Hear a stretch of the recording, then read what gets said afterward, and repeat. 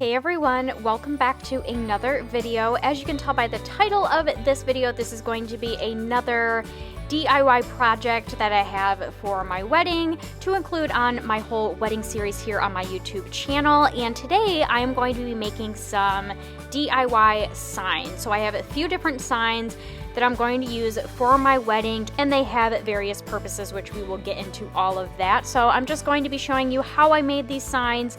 Super easy, and it's going to be very easy for you if you have yourself a Cricut machine, which is the machine that I will be using in this video. It basically did all of the work for you, and you can obviously use these same skills not only for your wedding, but you can use it for other various things, whether it's baby showers or just for your overall home decor.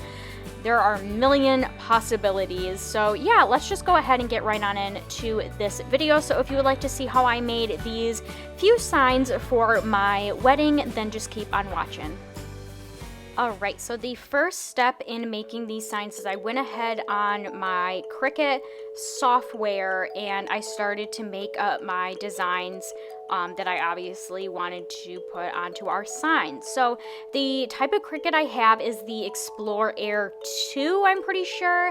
I ended up getting my Cricut and all of the supplies, including like the mat that you lay your paper or other material on to insert into the Cricut, as well as like my basic tool set.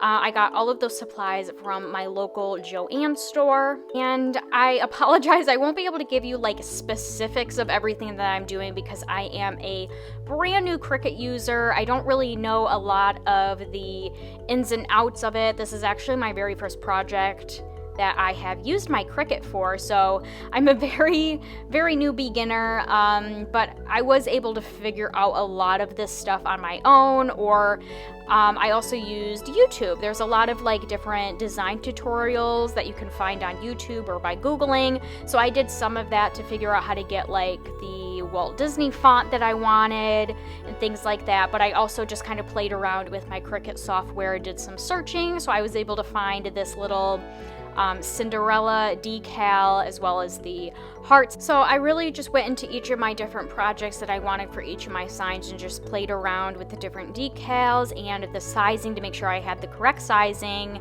And I didn't show it in this video, but I ended up going back the next day. You'll kind of see some difference in lighting and some outfit changes, but I ended up going back the next day and fixing things a little bit. I also had my fiance's help, which you'll see him a little bit in this video. He helped me with the sizing because I didn't do a very good job. And yeah, so you'll obviously see all of the printing that I did this night, but yes, we did end up going back the next day, reprinting some of the stuff just to make it a little bit smaller because it ended up being a little bit too big and it ended up getting cut off when we put them in the picture frames. But this is basically just showing the gist of it, kind of giving you an idea of what the Cricut software looks like and just kind of how I'm mapping out what I want my signs to say and what I want included in them. So once I have all of those figured out, it's time to cut the vinyl and start preparing all of those materials to actually start printing out this lettering. So the supplies that you will be needing for this project is some vinyl. You can obviously choose any material or color that you'd like, but I went ahead with this light gray silver vinyl, and then I just used the smallest board, I guess you could say. I don't really know what it's called, design board. I ended up using the smallest one, and then obviously with some scissors I cut out the correct sizing that I would need.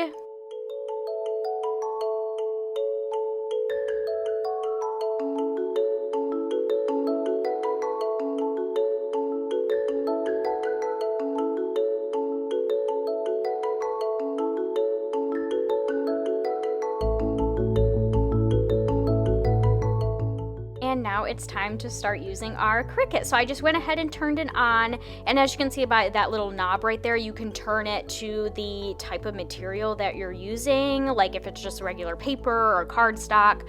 But obviously since we're using a vinyl material, I turned it to vinyl, and that just makes it a lot easier. Once you're making your designs, your Cricut kind of knows like how much pressure it needs to apply and other things like that. So you want to make sure you change it to the correct setting, whatever material you're using.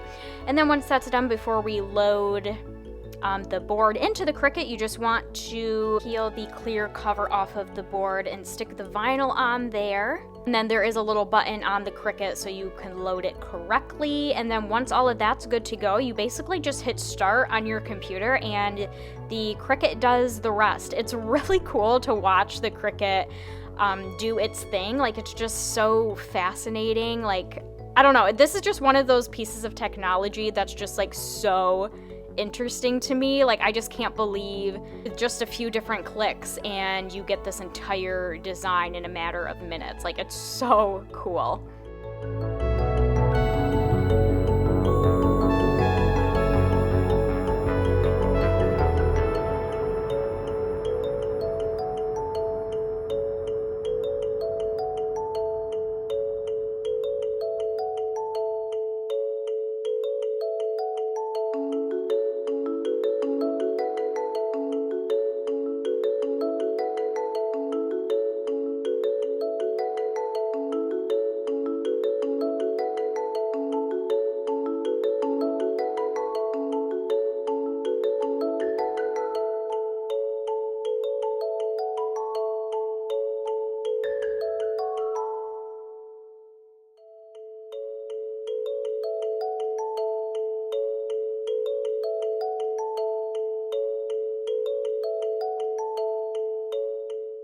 And then once it's done cutting, you just want to go ahead and peel off of the excess vinyl.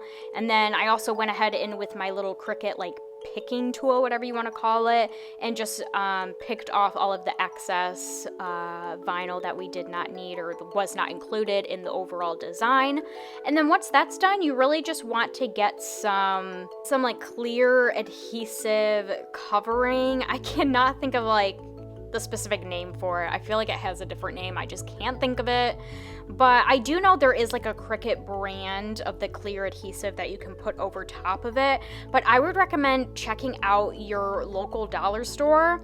They have these, they're basically the same exact thing, but I think they're specifically for like counters or something, but it's literally the same exact thing. It's a clear adhesive topping or covering. It's so much cheaper than getting the Cricut brand. And you just want to go ahead and stick that adhesive covering over top of your design. And then to make sure that it's really stuck onto your design and there's no like air bubbles or anything like that, you can go ahead and use your Cricut scraper, or I guess you could really use anything like a credit card or some sort of card, and just kind of like scrape over top of it, so that way you know when you peel it off of the backing that the vinyl was originally on, you're going to get all of your design and there won't be anything left behind. And then once we're done with that first design, I'm just going to set that off to the side, and then I'm going to move on to finishing up or doing the exact same thing with the two other designs.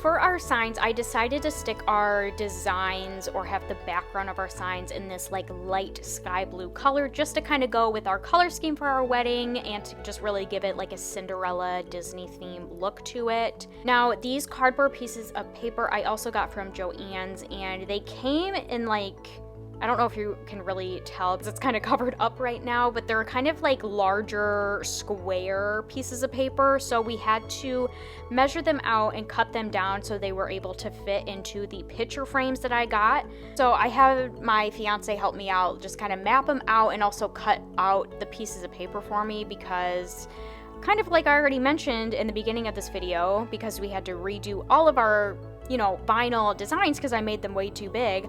I'm awful at sizing things out, and I'm also awful at like cutting things in a straight line. I definitely need to invest in like a paper cutter in the future, but since I'm not very good at those things, I had him help me out with that because he's just a lot better with those things. So that's just what he's doing right now, just kind of mapping out the correct size that we would need for our signs to be able to fit perfectly in the picture frames.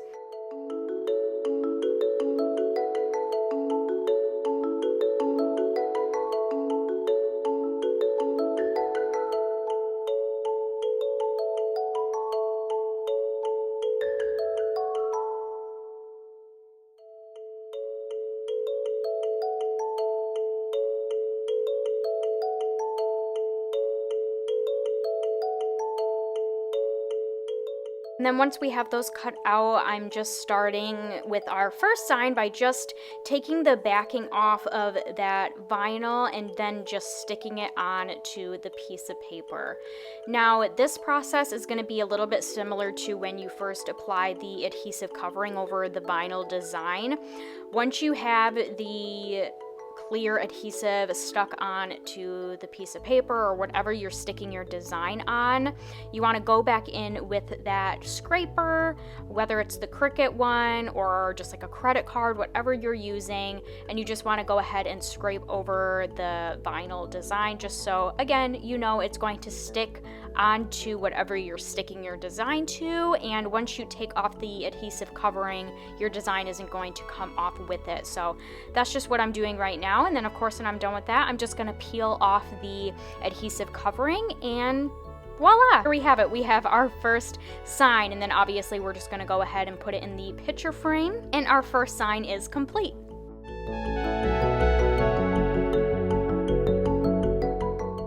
Here we are to the next day. Like I already said, I had my fiance kind of remeasure everything, and so that's why some things may look a little bit different. Yeah, I guess there's really not much more to explain. We're basically going to do the exact same thing that we did with the first sign that I already showed you guys. We're going to stick our designs onto the piece of papers, scrape it, make sure our design sticks to the blue piece of paper, peel off the adhesive covering, and then stick that piece of paper into our picture frame, and our sign's complete.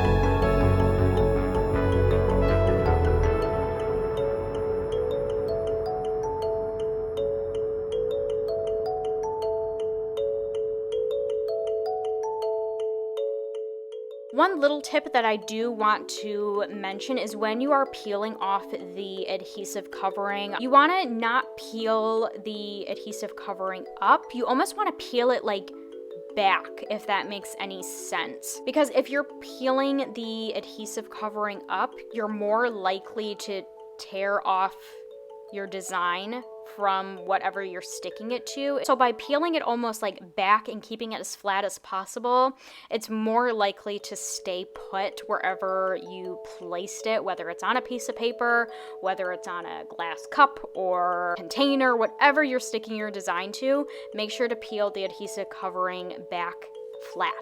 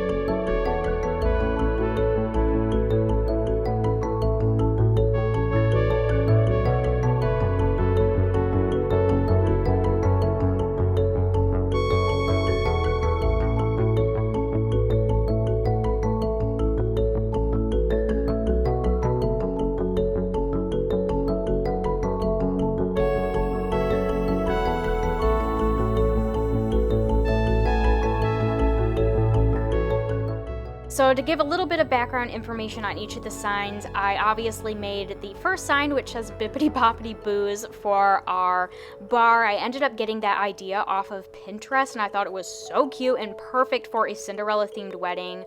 So that is what that sign is for. And then our other sign is for our little memory table that we are going to have for our loved ones that have passed away, specifically for my dad and then for my fiance's grandfather.